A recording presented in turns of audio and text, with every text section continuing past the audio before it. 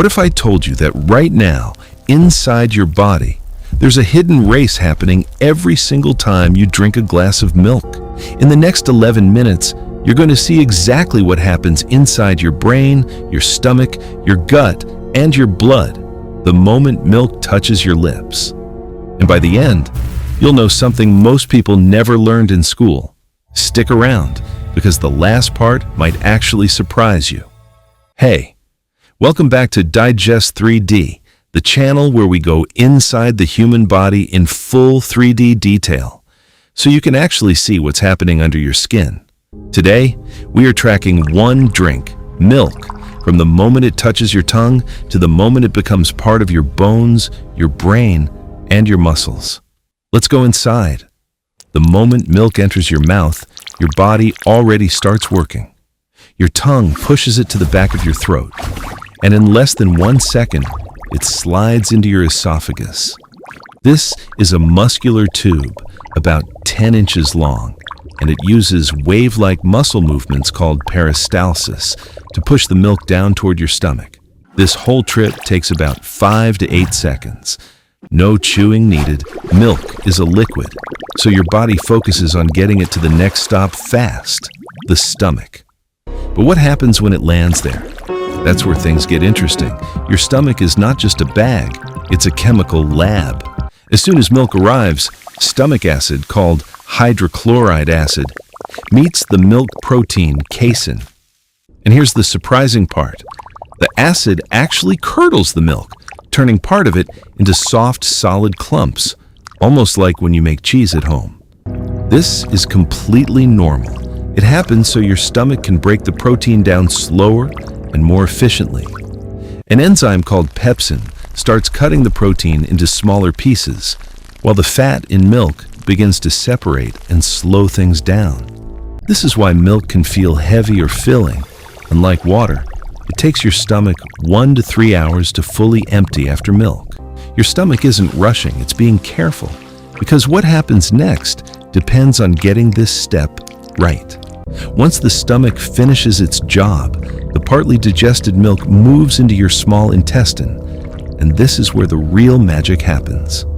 Your pancreas releases enzymes that break the remaining protein into tiny building blocks called amino acids.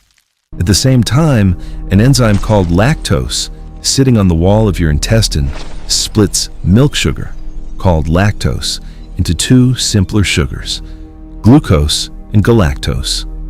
Your liver also sends bile to break milk fat into tiny droplets so it can be absorbed. Now here's where it gets visual. The inside of your small intestine is covered in millions of tiny finger-like structures called villi. These villi grab the nutrients, the amino acids, the sugars, the vitamins, and the calcium, and pull them straight into your bloodstream. If you stretched out all the villi in your small intestine, they would cover an area about the size of a tennis court. That is how your body, once the nutrients cross into your blood, they travel first to your liver, which acts like a checkpoint, filtering and processing everything before sending it out to the rest of your body. From there, calcium heads toward your bones, protein heads toward your muscles, and vitamin B12 and other nutrients head straight toward your brain. In just a few hours, 1 glass of milk has traveled from your mouth to becoming raw material for nearly every system in your body. But what does that actually do for you? Let's look at the benefits. First, your brain. Milk contains vitamin B12 and tryptophan, which your brain uses to support nerve function and to help produce serotonin, a chemical linked to mood and calm feelings. Second, your muscles. Milk protein contains whey and casein, 2 high-quality proteins loaded with amino acids your muscles need to repair and grow, which is why so many athletes drink milk after a workout. Third, your bones. Milk is one of the richest natural sources of calcium, and when paired with vitamin D, which is often added to milk, your body can actually absorb that calcium and use it to keep your bones strong and dense over time. And fourth, your gut.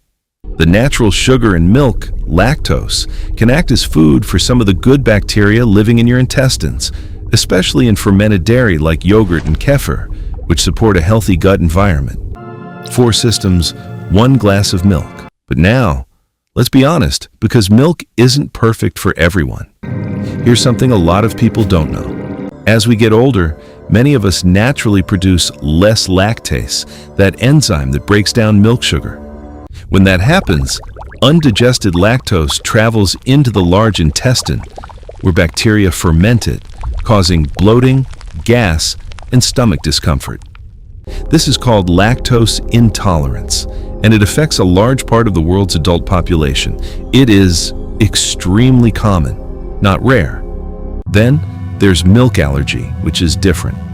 This is when your immune system mistakenly treats milk protein as a threat, and it can cause skin reactions like hives, or, in more serious cases, breathing difficulty.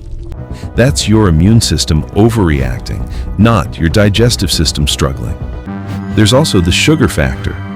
Plain milk has a moderate effect on blood sugar, but flavored and sweetened milk drinks can cause a sharper rise in blood glucose, something to keep in mind if you're watching your sugar intake. And finally, whole milk contains saturated fat, which is why many health guidelines suggest choosing low-fat or skim options, especially for people managing their heart health. None of this means milk is bad. It just means your body's reaction to milk is personal to you. So here's the real takeaway. Milk is not simply good or bad. It depends on your body, your tolerance, and how much you drink. For many people, milk is a powerful source of protein, calcium, and vitamins that fuels the brain, the muscles, and the bones. For others, that same glass can cause discomfort. The most important thing you can do is listen to your own body. And if you're not sure how milk affects you personally, a conversation with a doctor or a nutritionist can give you answers built specifically for you. This video is here to show you the science, not to replace personal medical advice. Now I want to know from you, does milk make you feel great, or does it not agree with you at all? Drop a comment below and tell me your experience. I read every single one. If this video helped you understand your own body a little better, hit like, subscribe, and turn on notifications, because next time, we're going inside a completely different food. And trust me, what happens inside your body might shock you. See you in the next one.